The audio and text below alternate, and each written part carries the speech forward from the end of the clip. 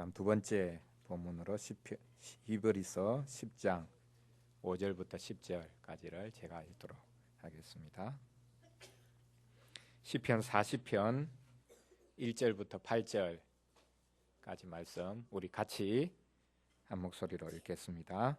내가 여호와를 기다리고 기다렸더니 귀를 기울이사 나의 부르짖음을 들으셨도다.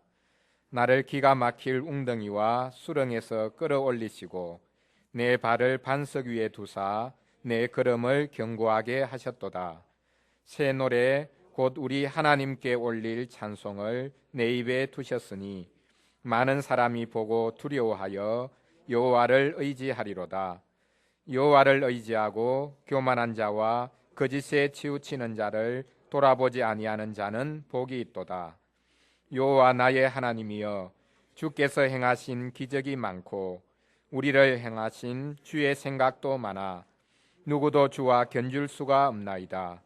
내가 널리 알려 말하고자 하나 너무 많아 그 수를 셀 수도 없나이다. 주께서 내 귀를 통하여 내게 들려주시기를 제사와 예물을 기뻐하지 아니하시고 번제와 속죄제를 요구하지 아니하신다 하신지라. 그때 내가 말하기를 내가 왔나이다. 나를 가리켜 기록한 것이 두루마리 책에 있나이다. 나의 하나님이여, 내가 주의 뜻 행하기를 즐기오니 주의 법이 나의 심중에 있나이다 하였나이다. 아멘. 히브리서 10장 5절부터 10절까지 말씀 제가 봉독하겠습니다. 히브리서 10장 5절부터 10절까지 말씀입니다. 우리가 같이 읽었던 시편 40편 6절, 7절, 8절 말씀을 인용해서 그것이 예수님으로 인하여 성취되었다라고 해설하고 있는 말씀입니다. 히브리서 10장 5절부터 10절까지 말씀 제가 읽겠습니다. 그러므로 주께서 세상에 임하실 때에 이르시되 하나님이 제사와 예물을 원하지 아니하시고 오직 나를 위하여 한 몸을 예비하셨도다. 번제와 속죄제는 기뻐하지 아니하시나니 이에 내가 말하기를 하나님이여 보시옵소서. 두루마리 책에 나를 가리켜 기록된 것과 같이 하나님의 뜻을 행하러 왔나이다 하셨느니라. 위에 말씀하시기를 주께서는 제사와 예물과 번제와 속죄제는 원하지도 아니하고 기뻐하지도 아니하신다 하셨고 이는 다 율법을 따라 드리는 것이라. 그 후에 말씀하시기를 보시옵소서. 내가 하나님의 뜻을 행하러 왔나이다 하셨으니 그 첫째 것을 폐하심은 둘째 것을 세우려 하심이라. 이 뜻을 따라 예수 그리스도의 몸을 단번에 들이심으로 말미암아 우리가 거룩함을 얻었노라. 아멘.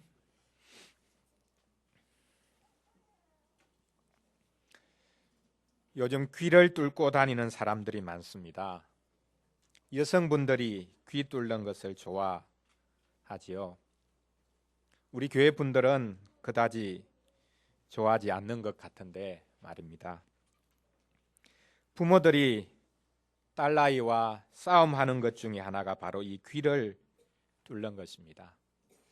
딸아이가 귀를 뚫어서 이어링을 하려고 하는 것을 가지고 싸움을 하곤 합니다. 왜 귀를 뚫어서 이어링을 하려고 하는 것이겠습니까? 귓불을 뚫어서 이어링을 한다고 해서 소리를 잘 들을 수 있는 것이 아닙니다. 소리를 잘 듣겠다고 하는 것이 아니라 내 귀를 잘 보라고 하는 것입니다. 자기가 다른 사람의 소리를 잘 듣겠다는 것이 아니라 자기 귀를 자랑하기 위한 것입니다. 오늘 우리가 같이 읽었던 본 시편 40편 말씀에도 보면 다윗도 귀 뚫는 이야기를 하고 있습니다. 다윗은 하나님께서 자신의 귀를 뚫어주셨다고 말하고 있습니다.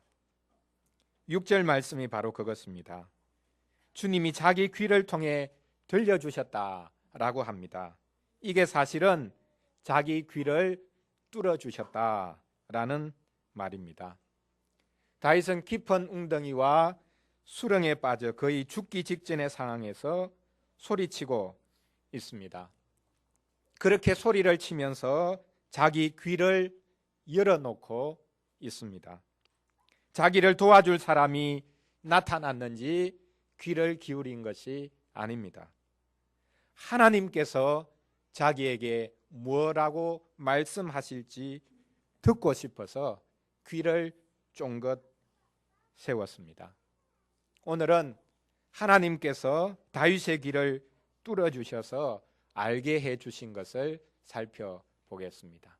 다윗은 귀가 뚫려져서 변화되었습니다.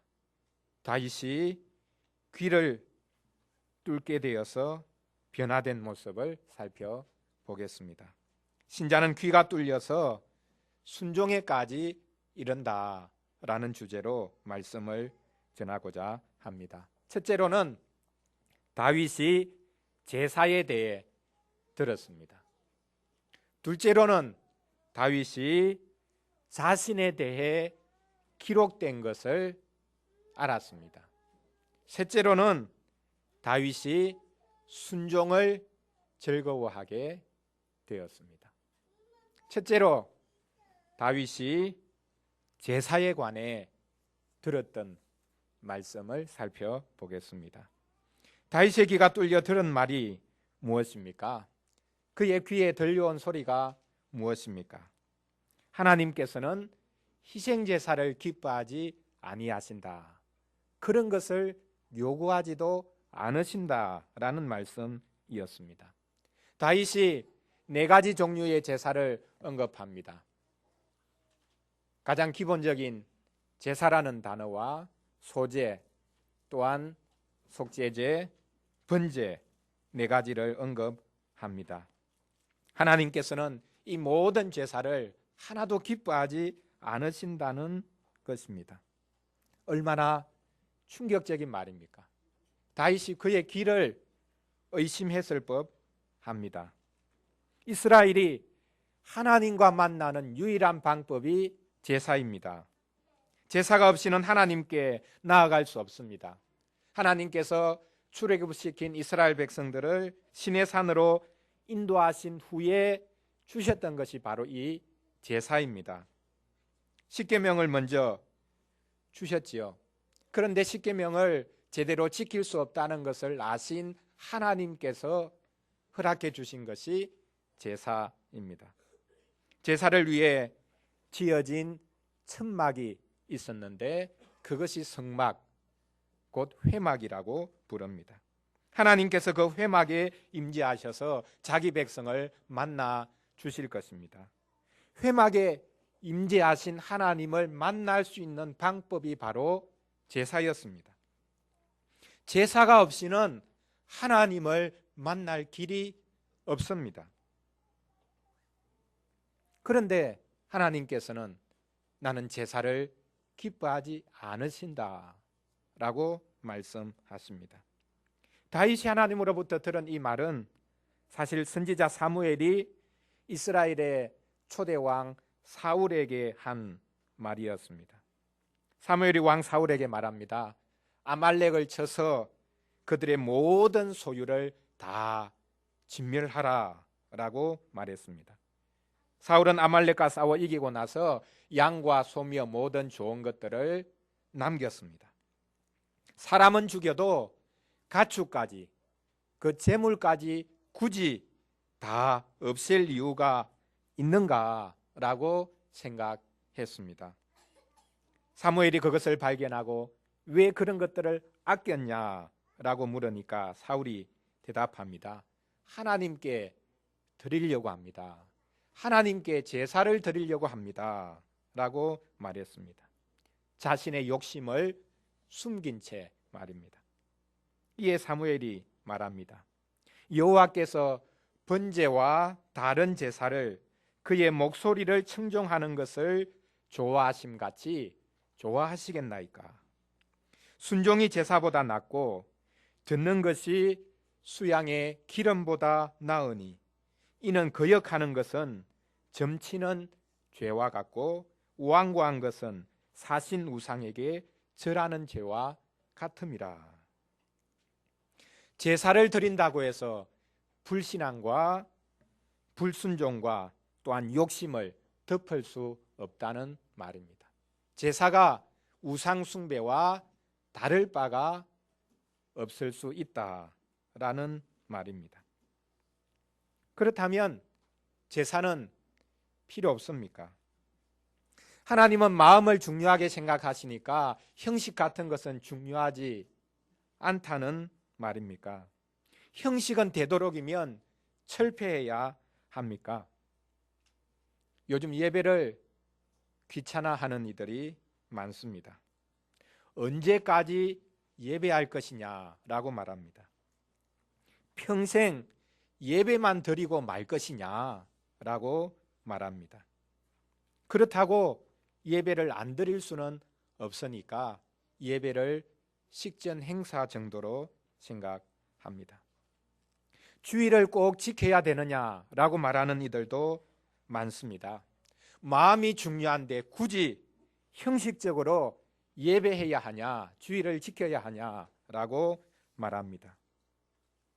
예전에 우리 한국에 무교회주의가 있었는데 이 운동이 지금 서서히 확장되고 있습니다.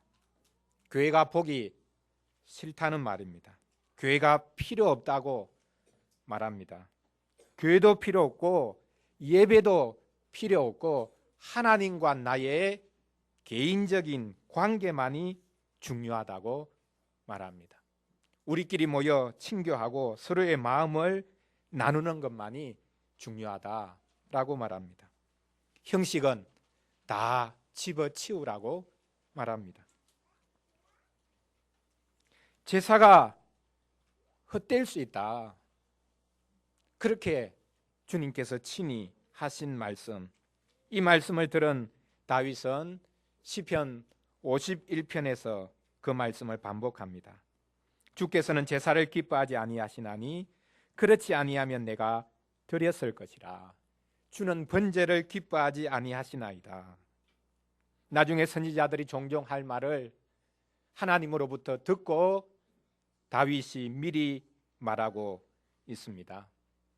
그가 법궤를 예루살렘으로 메어 올렸고 성전까지 지으려고 했는데 왜 하나님이 제사를 기뻐하지 않는다고 했을까요?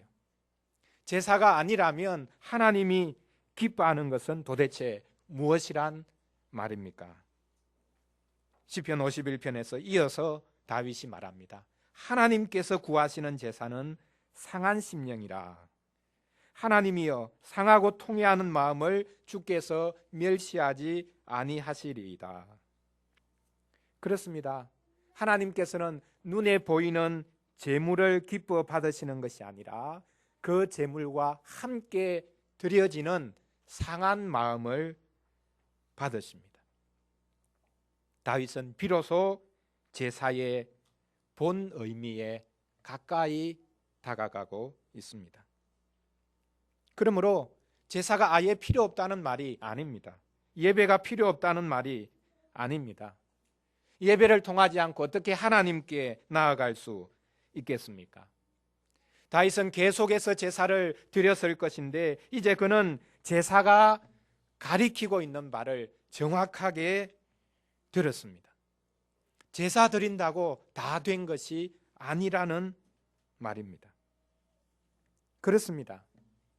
나는 예배했으니 다 됐다라고 생각하는 것이 얼마나 어리석은 생각인지 알아야 합니다. 하나님이 예배를 기뻐하지 않으실 수도 있습니다. 어떤 목사님은 교인들이 예배 준비가 안 된 것을 보고는 오늘 예배 없다라고 했답니다. 주일인데 말입니다. 너무 극단적이지요. 그렇다면 목사 자신이 준비가 안 되면 어떻게 합니까? 설교 없이 예배해야 합니까? 우리의 준비에 달린 문제가 아닙니다. 그럼에도 불구하고 선지자 사무엘의 말처럼 예배는 자신의 뜻을 끊기 위한 예배여야 합니다. 나를 죽이겠다고 결심하지 않고서는 예배하고 난 다음에 나의 뜻과 나의 고집이 더 강화될 수밖에 없습니다. 하나님의 뜻을 회피하기 위한 예배여서는 안 된다는 말입니다. 다윗이 첫째로 들었던 말씀, 나는 제사를 기뻐하지 않는다. 나는 제사를 원하지도 요구하지도 않는다. 이 말씀의 의미를 우리가 깊이 새겨야 되겠습니다. 둘째로 다윗은 들은 것뿐만 아니라 그가 본 것이 있습니다. 자신에 관해서 이제 봅니다. 성경에 자신에 관해서 기록된 것을 봅니다.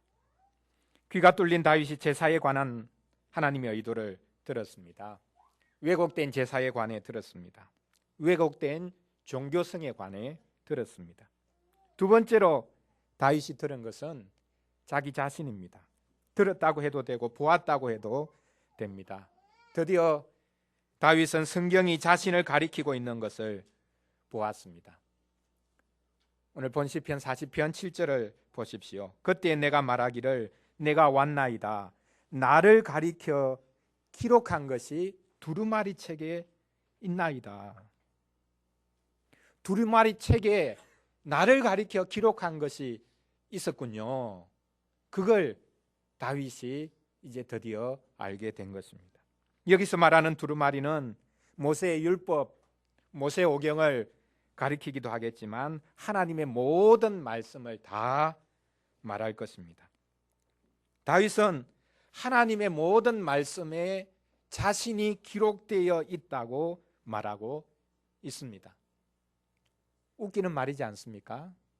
성경 말씀은 누구에 관한 책입니까? 하나님에 관한 책입니다.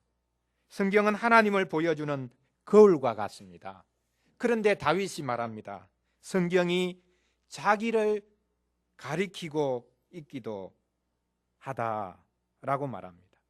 성경 속에 내가 있다라고 말합니다. 종교개혁자 칼빈이 사람에게 있어서 가장 중요한 지식이 두 가지 있다고 했습니다. 첫째는 하나님에 관한 지식이요, 둘째는 사람에 관한 지식이라고 했습니다. 그런데 이 두 가지 지식은 나누어지지가 않는다라고 말했습니다. 하나님을 아는 것만큼 사람을 알 수 있고, 또한 사람 자신에 대해서 정확하게 아는 것만큼 하나님을 알 수 있다라는 뜻이었습니다. 성경에 바로 이 두 가지 지식이 다 들어 있습니다. 성경에는 하나님에 관해서만 말씀하고 있는 것이 아니라 사람인 우리 자신에 관해서도 말씀하고 있습니다. 믿음은 성경 말씀을 설교하는 것을 들을 때에 저게 나를 위한 말씀이구나 하는 것을 아는 것입니다. 성경에 나에 관해서 기록한 말씀이 많구나. 더 나아가서 성경이 나에 대해 다 알고 있구나, 나에 대해 다 말씀하고 있었구나 하는 것을 아는 것이 믿음입니다. 내가 누군지 모르겠다고 하면 성경을 보아야 합니다. 성경을 보면 자신이 보입니다. 성경이 나의 모습을 정확하게 지적해 줍니다. 성경이 거듭거듭 죄에 대해 지적하고 있습니다. 다윗도 성경을 통해 자신을 보았습니다. 본 시편 40편 우리가 읽지 않았지만 12절을 보십시오. 다윗은 자신이 빠진 웅덩이, 수렁, 그것이 원수들로 인한 것이었다, 그리고 수많은 재앙이었다라고 말을 하면서 동시에 수많은 죄악도 말하고 있습니다. 다른 사람의 죄가 아닌 자신의 죄를 말합니다. 자신의 죄가 머리털보다 많다고 말하고 있습니다. 남의 죄가 아니라 자신의 죄가 그렇게 많다는 것입니다. 고난이 극심해지면 내가 죄 지은 것이 아닌가 하면서 위축됩니다. 사람들이 공격해오면 내가 잘못한 것이 맞나 보다 하면서 죄책감이 생깁니다. 다윗도 그렇게 위축된 마음 상태로 내가 죄인이구나 라고 생각한 것이 아닙니다. 사실 그가 죄인이었기 때문입니다. 가령 바세바의 문제를 보십시오. 다윗은 유부녀를 유혹하여 육체관계를 맺었습니다. 그리고는 그녀를 취하기 위해 그녀의 남편을 살해합니다. 처음에 다윗은 자신이 죄를 저질렀다는 것을 생각조차 하지 못했습니다. 당시 다른 나라의 왕들은 그런 일을 밥 먹듯이 하고 있었기 때문입니다. 왕들은 자기가 원하는 여인은 누구든지 자기 소유로 삼을 수 있고 자기 마음에 들지 않는 사람은 얼마든지 죽일 수 있었습니다. 그런데 다윗은 어느 순간에 그의 귀가 열려서 하나님의 말씀이 들리기 시작합니다. 그의 귀가 뚫어진 것입니다. 그의 눈이 열린 것입니다. 드디어 자신이 죄인이라는 것을 보기 시작합니다. 신명기 말씀에 보면 이스라엘의 왕은 늘 율법서를 끼고 살아야 했습니다. 그 말씀으로 자신을 돌아보아야 했습니다. 그래야 왕이 백성들을 이끌고 하나님 앞에 나아갈 수 있었습니다. 왕은 하나님의 백성들을 이끌고 하나님 말씀 앞에 자기를 세워야 했습니다. 그래서 다윗이 드디어 제가 여기 왔습니다. 저를 가리켜 두루마리 책에 기록한 것이 있습니다. 라고 말합니다. 그러므로 이 말은 교만한 말이 아니라 회개하는 말이었습니다. 성경이 나의 죄악에 대해 다 기록하고 있었네요. 그것을 제가 몰랐습니다. 제가 숨길 수가 없습니다. 라고 말하는 것입니다. 요즘에는 심리학이 사람을 분석해 준다고 생각합니다. 심리학은 우리의 의식뿐만 아니라 무의식도 분석해 준다고 생각합니다. 요즘 다중인격이 드라마에서까지 많이 등장하는데요. 우리의 다중인격도 심리학이 잘 분석해 준다고 생각합니다. 내 속에 내가 너무 많아 라는 외침을 분석해 주는 것이 심리학이라고 생각합니다. 아닙니다. 하나님의 말씀이 우리를 분석해 줍니다. 분석하고 끝내는 것이 아니라 하나님의 말씀이 우리를 종합해 줍니다. 나 자신이 누군지를 정확하게 보여주는 것이 성경입니다. 신자는 성경이 자신에 관해 기록하고 있다는 것을 아는 사람입니다. 성경은 종교 경전에 불과한 것이 아닙니다. 성경은 하나님에 관해 말씀합니다. 또한 성경은 사람에 관해서도 말씀합니다. 우리의 죄악을 정확하게 지적합니다. 성경이 아니고서는 나의 죄를 알 길이 없습니다. 성경을 아무리 읽어도 내가 죄인인 것이 잘 안 보인다 라고 하면 우리가 성경을 잘못 본 것입니다. 성경을 수양하기 위해 읽은 것이든지 세계적인 베스트셀러이니 지식을 얻기 위해 읽은 것에 불과합니다. 성경이 구구절절히 죄를 기록하고 있고 또한 나를 가리켜 기록하고 있다라고 말할 수 있는 사람, 그 사람이 신자입니다. 신자는 성경을 졸업하려고 하지 않습니다. 신자는 평생 성경으로 자신을 들여다보면서 자신을 아름답게 세워가는 사람입니다. 성경만큼 좋은 거울이 없습니다.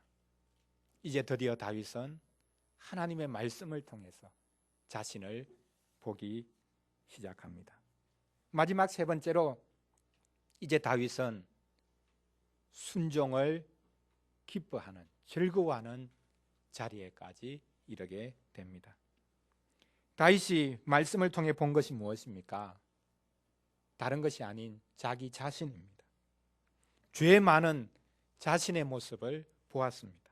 그래서 그는 하나님께 회개했습니다. 성경을 통해 죄 많은 자신을 맞닥뜨리는 것만큼 절망스러운 것이 어디에 있겠습니까? 그런데 다윗은 그런 절망 가운데서도 하나님을 기다리고 기다렸습니다. 하나님은 죄 많은 자신도 버리지 않으실 것을 믿고 기다렸습니다. 하나님의 백성을 보호하고 지켜내라고 세운 왕이 그 백성을 노력했는데, 그런 죄를 저질렀는데도 불구하고 회개하면 하나님께서 자신을 버리지 않으실 것이라고 믿었습니다. 참 뻔뻔하다라는 소리를 들을 만합니다. 그런 극악무도한 죄를 지어놓고도 하나님이 용서해 주실 것을 기다린다고 하니 말입니다.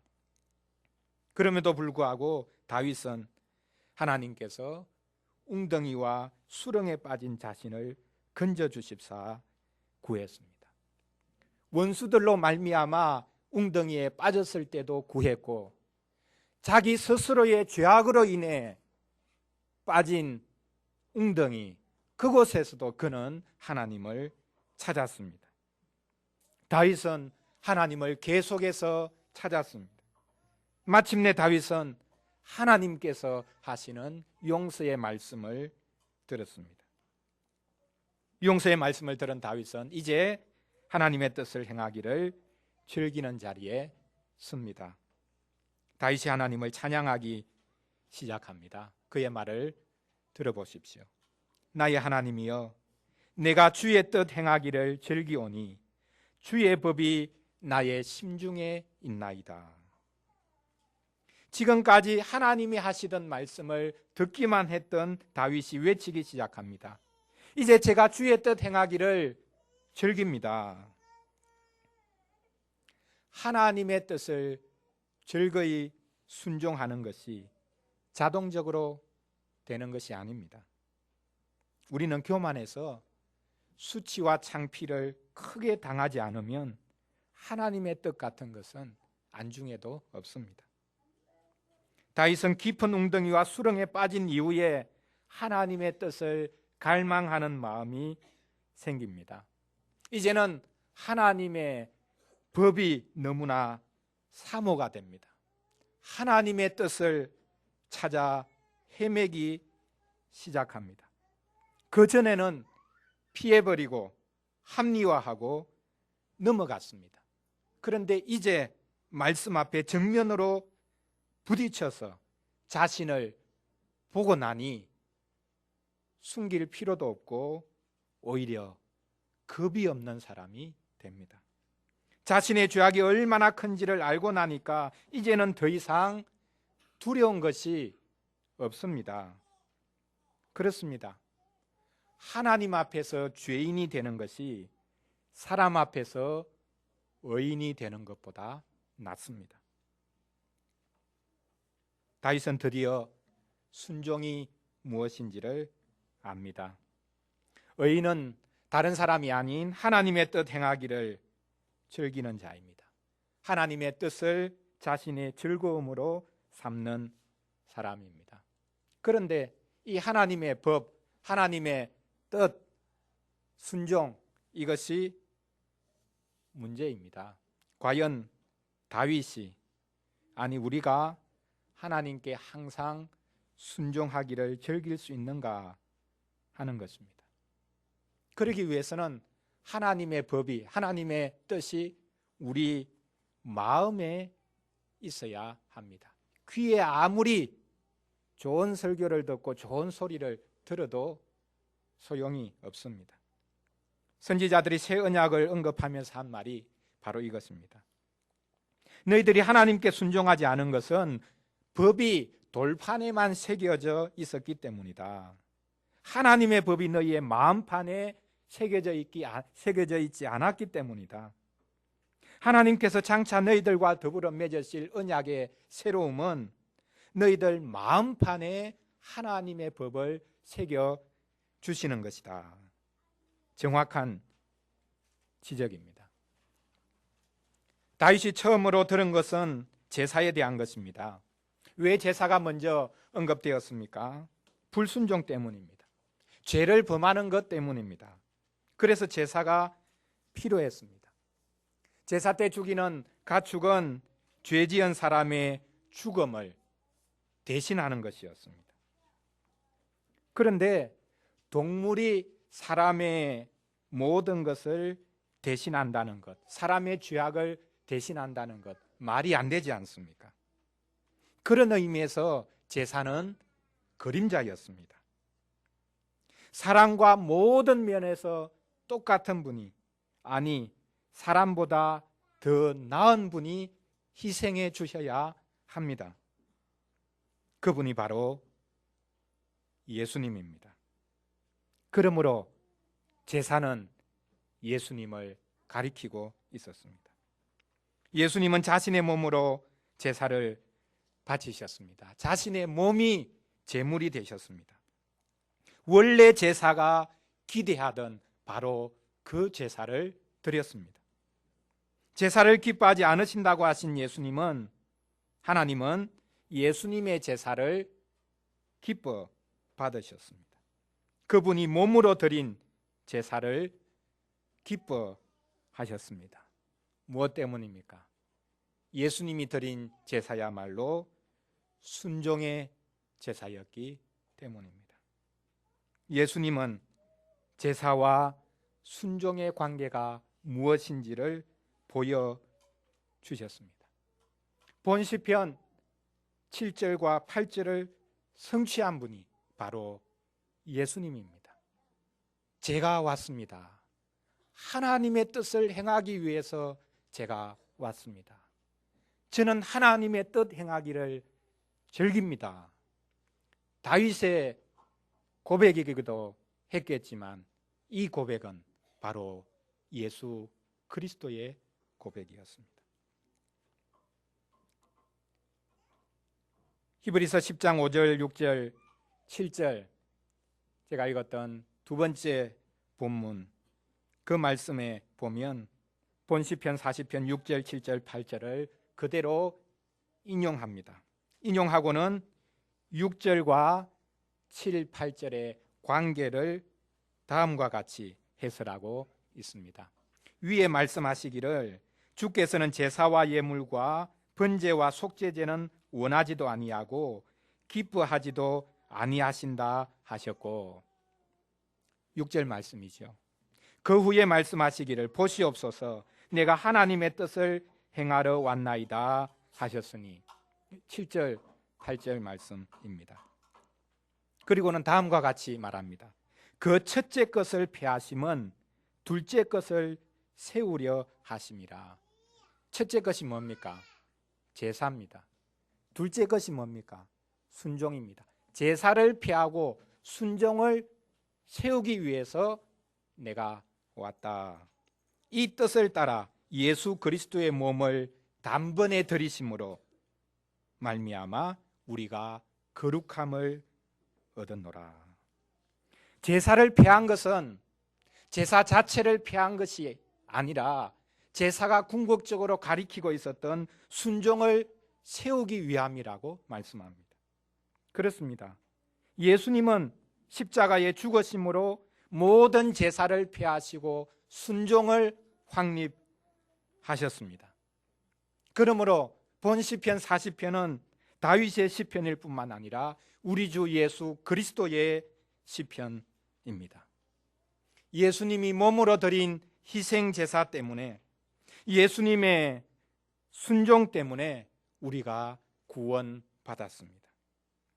신학자들은 이 희생 제사와 순종을 다 같이 순종이라고 보고는 희생 제사를 소극적인 순종, 그리고 평생 하나님의 뜻에 순종하신 그 순종의 행위를 적극적인 순종, 그렇게 나누기도 합니다. 그렇습니다. 순종은 오직 예수 그리스도의 것입니다. 사랑하는 성도 여러분, 본시편 40편에서 다윗은 기가 막힐 웅덩이와 수렁에 빠져서 허우적대면서 하나님께 부르짖었습니다. 그는 하나님을 찾고 찾았습니다. 원수들로 말미암아 빠진 웅덩이에서도 하나님을 찾았고, 자신의 죄악 때문에 빠진 수렁에서도 그는 하나님을 찾았습니다. 마침내 그의 귀가 뚫리면서 그는 하나님께 회개하는 기도를 올려드립니다. 이렇게 부르짖고 통곡하고 회개하는 것이 바로 그가 부른 새 노래의 한 부분입니다. 새 노래는 아무 생각 없이 흥얼거리는 콧노래가 아닙니다. 새 노래는 자신의 죄악을 뼈저리게 깨닫고 하나님께 통회하여 용서의 말씀을 듣고는 감격해서 부르는 노래입니다. 다윗은 그의 귀가 뚫려 제사가 변질될 수 있다는 말씀을 들었고, 자신의 죄가 말씀에 다 기록되어 있다는 것을 알았고, 자기 전부가 말씀 안에 있다는 것을 알았고, 회개한 후에는 하나님의 뜻을 즐거이 행할 수 있게 되었습니다. 다윗을 포함하여 모든 신자는 귀가 뚫린 사람입니다. 어린이를 위한 질문 3번 문장처럼 그리스도인은 귀가 뚫렸다고 했죠. 귀만이 아니라 마음까지 뚫려서 순종의 제사를 드리는 사람입니다. 신자의 귀걸이는 말씀을 통해 자신의 죄악을 발견하고 회개하여 참 예배와 순종으로 하나님께 영광 돌리는 것입니다. 신자는 예수님으로 인해 회개와 순종의 제사를 드리는 자들이 되었습니다. 예수님입니다. 예수님이야말로 내가 여기 있나이다 라고 외치며 하나님 앞에 나아가셨고, 하나님의 뜻에 평생 순종하셨고, 마침내는 하나님이 기뻐하시는 제사를 자신의 몸으로 드리셨습니다. 회개뿐만 아니라 순종도 그리스도의 선물입니다. 믿음뿐만 아니라 순종도 그리스도의 언덕입니다. 그리스도의 순종이, 그리스도의 십자가가 여러분의 구원이 된 것을 기뻐하시기 바랍니다. 도무지 불가능할 것 같은 회개와 순종이 이제는 그리스도로 인해서 가능하게 되었습니다. 기도하겠습니다. 하나님 아버지,